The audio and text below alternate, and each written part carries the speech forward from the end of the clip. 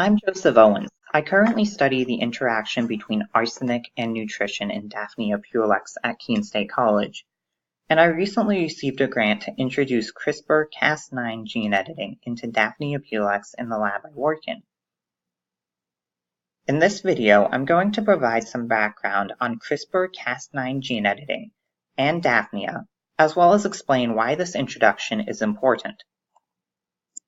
Discovered in 1987, the CRISPR-Cas9 system originated in the antiviral immune systems of bacteria and archaea.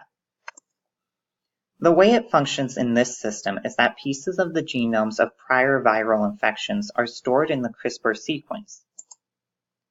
These fragments of viral genomes are utilized to detect viral DNA and direct the Cas9 proteins to remove it from the host genome. When used for gene editing, a strand of CRISPR RNA that is complementary to the target gene is produced.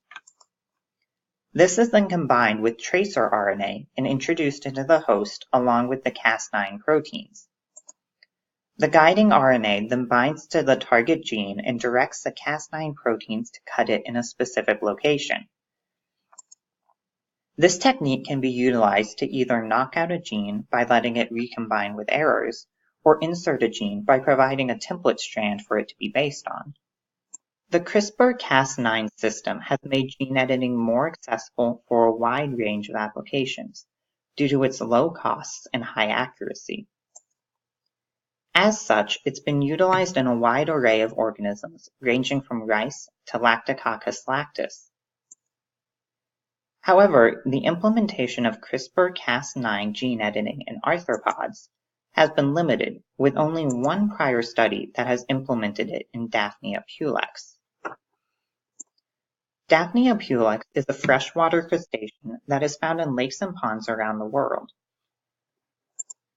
An interesting feature of Daphnia biology is that they reproduce via cyclical parthenogenesis, which is where clones are produced asexually most of the year, but resting eggs are produced sexually before winter.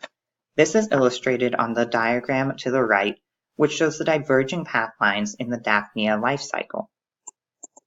The use of Daphnia pulex as a model organism has been rising in recent years due to their short life cycles and ease of care.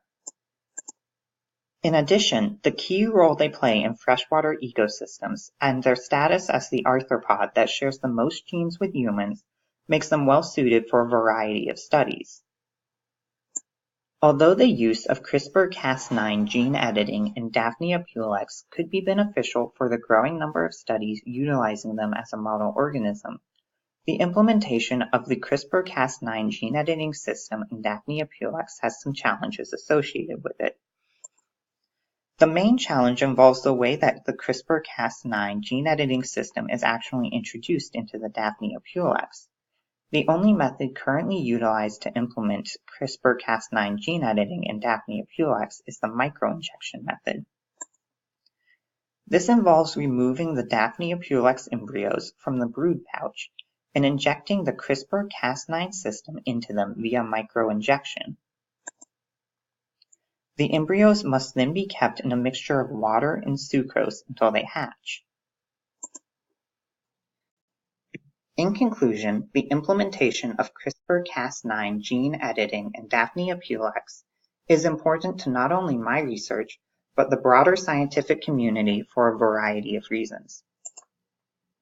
The testing out and improving on the techniques used to overcome the challenges associated with utilizing CRISPR-Cas9 gene editing in Daphnia pulex will help increase and strengthen the scientific knowledge surrounding the use of CRISPR-Cas9 gene editing in small arthropods.